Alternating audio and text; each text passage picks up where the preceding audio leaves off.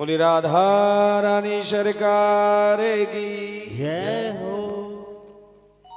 प्यारे मेरे भाई बहन,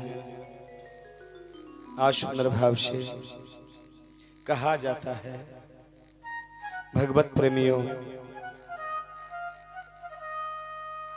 ठाकुर बाके बिहारी ठाकुरानी श्री राधिका रानी हमारे दो ही रिश्तेदार हैं। आइएगा हम सब लोग इस प्रेम चर्चा को आगे बढ़ाते हैं। गोपियां कौन है? गोपियां हैं कौन? गोप्यई च इंद्रियई गोपी, जो कृष्ण रस का 24 घंटे पान करती है उसे गोपी कहती है। ये गोपी कोई साधारण नहीं है, कोई साधारण ब्रज गोपी नहीं है। ये गोपियां हर परिस्थिति में हर क्षण कृष्ण कृष्ण पुकारती रहती है। मथुरा में माखन बेचने जाती थी ब्रज गोपियां। जब माखन बेचने जाती थी ना, तो मेरी माँ तो आवाज लगाती, कोई माखन ले लो, माखन बड़ो मीठो है, बड़ो ताजो है। कोई गोविंद ले लो, गोविंद, कोई गोपाल ले लो, गोपाल। सुंदर भाव से पुकारा करती थी। हे मेरे भगवत प्रेमियों, आज जब ब्रज गोपियां मथुरा में कृष्ण को माखन के बहाने से बेचती, तो ब्रज की उस मथुरा की ब्रज गोपियां निकल के आती, कहती, अरे सुनो, अरे गोपी माखन बेच रही है, कन्हैया को बेच रही है। एजादारी के कन्हैया ने हमारा तो मन को बेचैन कर रखो है। 24 घंटा हमारे हृदय में ही रहे, 24 घंटे हमारे हृदय में रहता है। हे मेरे भगवत प्रेमियों, जाने हमारो चैन चुराए रखो है, ध्यान आवे है। ऐसी हैं ब्रज गोपियां। सुनो, 80,000 मंत्र हैं कर्म कांड के, 16,000 मंत्र हैं उपासना कांड के, 4,000 मंत्र हैं कर्म कांड के। 1 लाख मंत्र हुए, और 1 लाख मंत्र सब ब्रज गोपी बन करके आए। जो वेदों के मंत्र 1 लाख हैं, वो ब्रज गोपी बन के आए। सुनो, जब श्री राम दंडक वन से निकल रहे थे,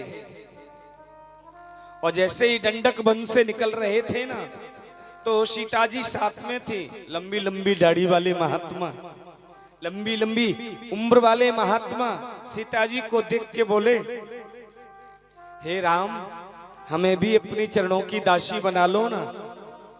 तब उन्होंने कहा कि अभी तो मैं राम के अवतार में जन्म लिया है, मेरा मर्यादा स्वरूप है, मैं अभी दूसरी नारी ग्रहण नहीं कर सकता, धारण नहीं कर सकता।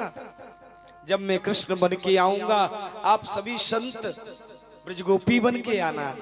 और आज वो लंबी लंबी दाढ़ी वाले महात्मा, लंबी लंबी जटा वाले महात्मा सब वृंदावन में और आज ब्रजमंडल में ब्रजगोपी बन करके आए।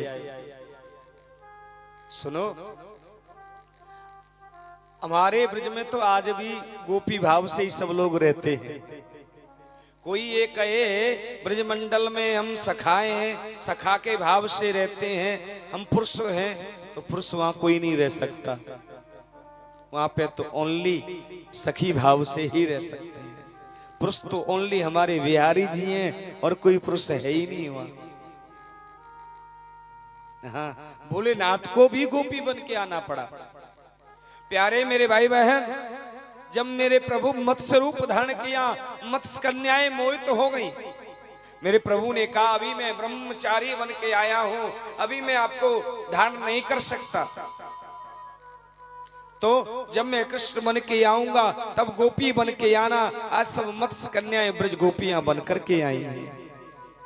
जब मेरे प्रभु ने वामन रूप धारण किया, तो वो आज दैत्य कन्याएं वामन भगवान पर मोहित हो गई। दैत्य कन्याओं ने कहा हमसे विवाह कर लो। मेरे कृष्ण बोले, वामन भगवान बोले कि हम विवाह नहीं कर सकते। बोले क्यों? आपको मालूम है हम अभी ब्रह्मचारी और देवताओं की कार्य सिद्धि के लिए जन्म लिया है और हमें आपसे विवाह करने के लिए जन्म नहीं मिला, अवतार नहीं लिया।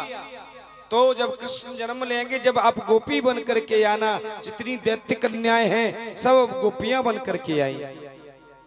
भागवत में लिखा है श्रुत रूपा मुन रूपा साधना सिद्धा स्वयं सिद्धा दैत्य कन्या मत्स्य कन्या सब ब्रज गोपियां बन के आई। सुनो, धीरे धीरे आ रहा है शरद पूर्णिमा। क्यों मैया? शरद पूर्णिमा की रात जानते हो कैसी होती है, कितनी प्यारी होती है। अब की बार तो ग्रहण पड़ गया, आनंद नहीं आया। हाँ सुनो, हमारे बिहारी जी के रात्रि के 12 बजे तक दर्शन खुलते हैं। उस दिन पूरी रात बांसुरी बजाते हैं। शरद पूर्णिमा को ही मेरे बिहारी जी बांसुरी धारण करते हैं। नहीं, वो बांसुरी बिहारी जी के पास नहीं होती है, एक दिन के लिए बांसुरी आती है। वो बांसुरी भी जयपुर से आती है। हाँ, जयपुर में हमारे गोविंद देव जी है ना, तो गोविंद देव जी वृंदावन के ही ठाकुर हैं। और वो जब राज्य किसी और का था तो चढ़ाई कर रहे थे, औरंगजेब मंदिरों को तोड़ना चाहा तो गोविंद देव जी ने दर्शन दिया, राजा मान सिंह को हमें उठा के यहाँ से ले जाओ। तो उनके साथ वो बांसुरी, वहां से बांसुरी आती है। साल में बस एक बार मेरे बिहारी जी बांसुरी धारण करते हैं साहब। और सुनो, धीरे धीरे समय आ गया शरद पूर्णिमा का। मेरे गोविंद ने आज रात्रि को सुंदर श्रृंगार किया, श्वेत कपड़े पहने, बिल्कुल व्हाइट, काली कामरिया, पीला पीतांबर, पीली धोती। और सुनो, आज हीरे मोती का श्रृंगार किया है ठाकुर ने। और बांसुरी को प्रणाम करके उठाया, उठा के अपनी काली कामरिया में लगा लिया। बंसी बट पर वे पहुंचे यमुना के किनारे। और बंसी बट पे जाकर यमुना के किनारे पहुंचे तो अपना पीतांबर बिछाया, पीतांबर बिछा के बांसुरी रख दी, बांसुरी से प्रार्थना करी है।